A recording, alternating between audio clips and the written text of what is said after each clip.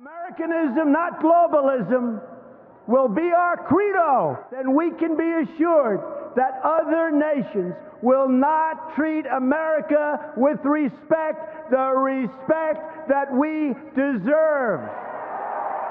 What is up, people of the internet? It is me, Real American Politics, back in with a new video, and today we're going to be doing our very first 2024 Senate prediction. I know, but 2022 hasn't happened yet. Why are you talking about it? Shut up. Alright, I know. Look, this is a very big year for the United States Senate, and quite frankly, I think it's time we do like one of these predictions like once every 2 or 3 months, you know, just show everybody where the state of each race, or I should say the state of the Senate is for 2024. Now again, this is kind of an extension of my earlier Senate prediction. I have made some adjustments.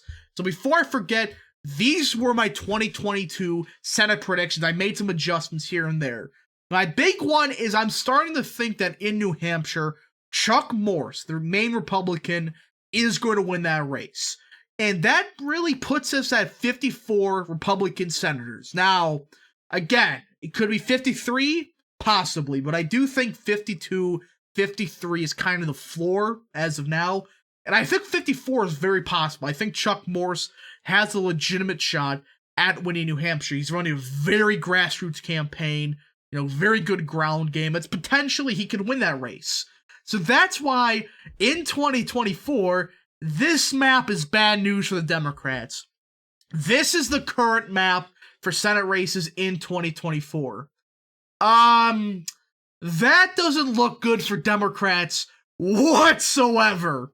I can already see, 2 to 3 flips that just states that flip immediately, let alone there's a few others that I think are going to potentially flip.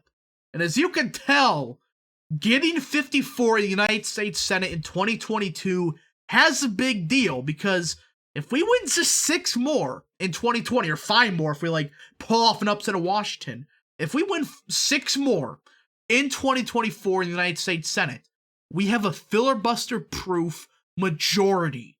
Now, Democrats had this in 2009. However, I think it was Ted Kennedy in Massachusetts. He kind of just died. So so Obama really wasn't able to avoid the filibuster that much. So yeah, as you can tell, 2024 is going to have some big consequences if 2022 goes very good for the Republicans. So let's get right into it. Again, I hope you enjoy these type of videos.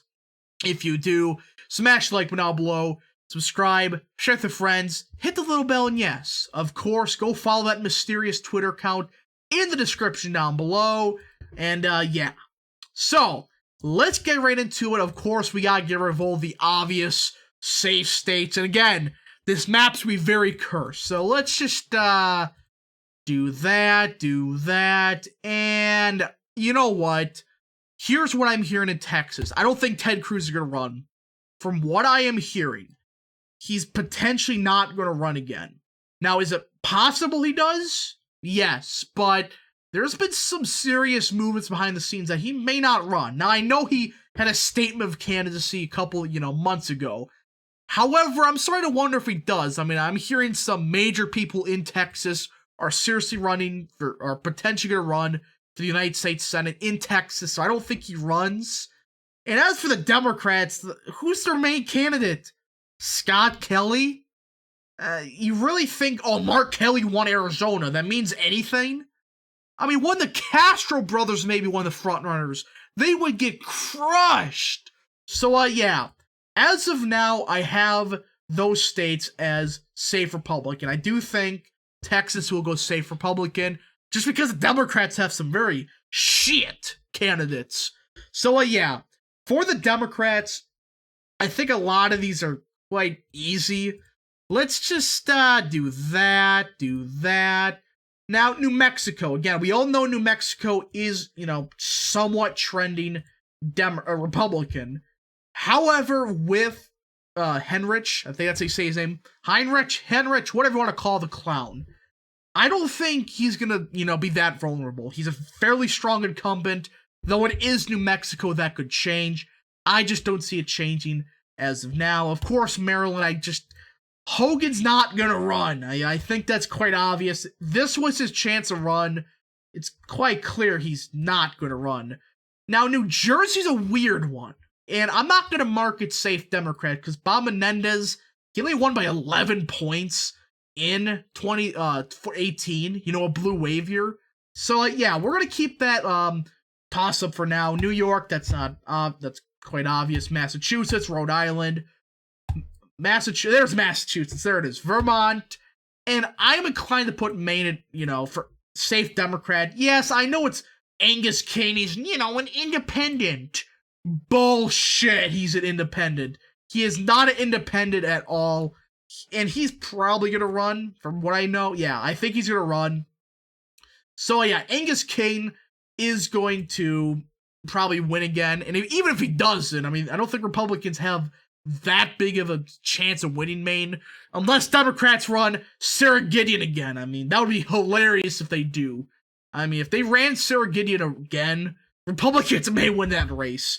But as of now, I don't see Maine going anywhere. Which, again, bit weird, but it depends what Angus King does. And there we go, folks. That's the safe no matter what you do states.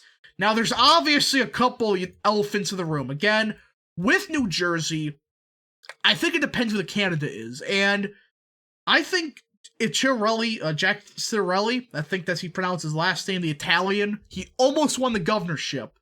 I think he should run for the Senate in one of the most favorable Republican environments ever. I think he should run. Now, if he does run, I don't think he would win, but I do think he'll get within, 8-7 points. Not that crazy to say. I think, he loses by 6, 7, 8 points or so, which would divert resources from the Democrats to just hold on to New Jersey for dear life. That would be funny if that happened. Now, for the other, very questionable things, Montana and West Virginia. I think West Virginia is kind of obvious. It's Joe Manchin. However, with Montana, I do think even if John Tester runs again, he's going to lose. This time, he has to deal with Trump on the ballot, finally a good Republican running. There may be a shot we get that for once. Every single time Tester ran, he ran against some of the shittiest candidates. Now, Rosendale is a good representative, but his campaign kind of got screwed over by the blue wave here. And John Tester's not getting saved this time around, so I do think Tester loses by 5 or 6 points. As for West Virginia, I think it's going to be closer than expected, but I think Joe Manchin does lose. And I know it's very curse putting West Virginia as a lean. However, with West Virginia, it's Joe Manchin. And there's been some polls that show him at 57% approval rating. That's bullshit. He's not at 57% approval. It's not happening. He's not going to win, especially with Trump on the ballot. And if Republicans put up a decent candidate, a Jim Justice type alone would win. Yeah, I think Joe Manchin may just retire, actually, at that point. But still, West Virginia, I do think, goes to the Republicans. That's 2 flips for the Republicans already. Also, Florida. Again, the only reason this is lean is because Rick Scott's useless. He's running around saying, we need to increase taxes on the middle class. It's like, what the fuck you doing? He's going to get bailed out because Trump's on the ballot. That's why he's going to win. He's not going to win by 8 or 9 like he should. He's going to win by 1 or 2 points like he always frickin' has. So yeah, that is the quite obvious states out of the way right off the bat. Now, let's go coast to coast and, work on each state. Now, let's start in Nevada. Look, this is my take of all hot takes. Jackie Rosen, done. DOA, done. She's gonna lose. She won by 5 points in 2018. Yes, against Dean Heller, an incumbent, but Heller was a very weak incumbent. And quite frankly, she should have won by at least 6-7 points. She won it by 5 against one of the weaker incumbents. It's like, yeah, that's not that good at all. So I do think that's kind of an easy race to predict. Now we get an interesting one. Arizona. Now, if Sinema runs again and gets a nomination, I I don't think Democrats are going to lose that race now, barring if Andy Biggs runs, which is potential. I think Republicans do win this race if Sinema gets primaried out, which there is actually a strong movement in Arizona right now. I mean, like, Ruben Gallagher's potentially running. It's like, what the fuck you doing? If Ruben Gallagher gets the nomination and Andy Biggs is a Republican, Biggs is going to win by 5 points. Easily. I mean, it's a progressive against one of the more popular incumbent congressmen. It's like, who do you think's going to win? Plus, Sinema's not pulling that high, and potentially she may run third party. So I think that's another easy flip for the Republicans. So their folks is 4 flips. You could argue, oh, well, you see, West Virginia, Arizona might go Democrat. I don't think so. Now we get to 6 other states.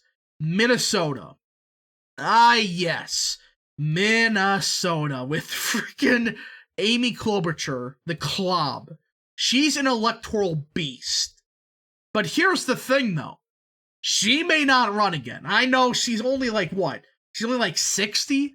There is a chance she doesn't run, but if she does run, well, that puts that race out of, contention. Though if the Democrats try to do something stupid and primary her, that may be entertaining. But for now, if the Klob runs again, she would win by like 12 points at minimum.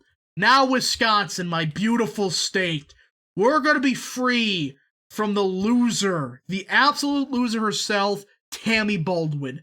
Baldwin has won every single time because of luck in the national environment. In 2012, she got carried because of Obama. If Obama wasn't on the ballot, Tommy Thompson would have won that race. I don't care what people say. Thompson ran a good campaign. He just lost because Obama was on the ballot. That's why he lost. So, yeah, you can say what you want. Oh, well, you see, she still won by, 10 points in 2018. That's not that good. Against one of the weakest candidates Republicans have ran in years? Yeah, if Republicans run a good candidate like Mike Gallagher, which I'm here it's potentially going to run, or Tom Tiffany, anybody, they're going to win that race easily. Yeah, she's an incumbent, but with Trump on the ballot, it's a Republican trending state. It seems kind of, basic for the state to flip. Now we get Michigan. Michigan. Now, Debbie Stabenow, look, she's old, right? She is old. 71. Though I do still think she runs. I mean, here's the thing, though. She did not do that best in 2018. She only won by 6.5 points. 6.5 points in a blue wave year. In 2012, she won by almost 20. So you could tell something's going the wrong way. And with Trump on the ballot in a, non-blue wave year garbage, if Republicans run a candidate that could breathe, I think Stabenow can lose. I firmly believe that. I firmly believe Stabenow could potentially lose in Michigan if Republicans run the correct candidate and if the national environment gets worse for the Democrats, which it seems like it already has. So Michigan, in my opinion, is another flip for Republicans as of now. Again, things can change, but I just think Stebenow's kind of screwed. Again, she may not even run again. Who knows? She may run. Who knows? Now we get Ohio. The pipe dream of election Twitter. Their favorite Democrat, Sherrod Brown. Guys, Brown I don't think's going to win. In 2012, he won against freaking Josh Mandel. Mandel ran an incompetent campaign, and it was just useless. And in 2018, he ran against, Jim Ricetti, who's good, but the issue was blue wave year. He won because of a blue wave year. With Trump on the ballot, I don't care what people say. Brown's going to lose by 3 or 4 points, in my opinion, if he decides to run again. And I know there's some lunatics out there that believe he's going to run for president. That's not going to happen.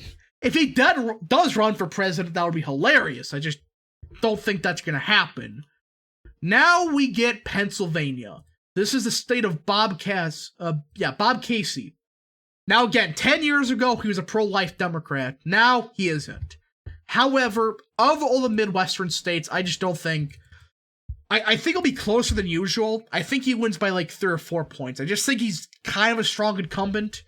I mean, yeah, it is a trending state, but Bob Casey still has, decent enough of popularity in Pennsylvania to win. Now, if he doesn't run, which, again, there may be a lot of these guys that don't run at all, that'd be funny to watch it flip. But for now, I do think Pennsylvania would go to the Republican, or Democrats. Now, again, a Republicans run a good candidate, Sean Parnell comes back from the dead, essentially, then absolutely I could see Republicans, potentially doing good in that race. Now, we get West Virginia. This is the state of Tim Kaine. And here's my opinion on it. If Youngkin runs, I think Youngkin would win. He's fairly popular. Tim Kaine's popularity, not so hot in Virginia. But as of now, I do think Democrats are going to win this race. I think Kaine wins by like 6 points. Kind of a bad win for the Democrats. I mean, he won by 16 in 2018, which, yes, it was because of blue wave year, but still, you go from winning it by 16 to only like 6? Just in 6 years? A lot of 6s. That's not that good. And I think Democrats, if, Tim Kaine doesn't run again, which, again, there's a lot of candidates that are potentially retiring now. I don't think Tim Kaine retires as of now. If he does retire and Youngkin runs, they're screwed. But again, it all depends if Youngkin decides to use his popularity to run for the Senate race and potentially try to flip it. So there it is, folks. My current Senate prediction for 2024. And let's do the math. 1, 2, 3, 4, 5, 6, 7 flips I currently project for 2024. That means, if everything goes well, we should have a filibuster-proof majority in 2024. Guys, if that actually happens, we need to immediately pass every single thing the Republican Party needs to pass to survive. Immigration moratorium, fair trade deals, everything. Just jam through the laws, proposals, whatever. Jam it through it. In 2025, jam everything through. Don't let anything go by. Just make sure everything we can possibly pass passes. I hope you enjoyed this video. If you did, smash the like button down below, subscribe, share with your friends, hit the little bell, and yes, of course, I hope you enjoy these type of videos. And yeah, we'll see you guys in the next video. Godspeed to all of you.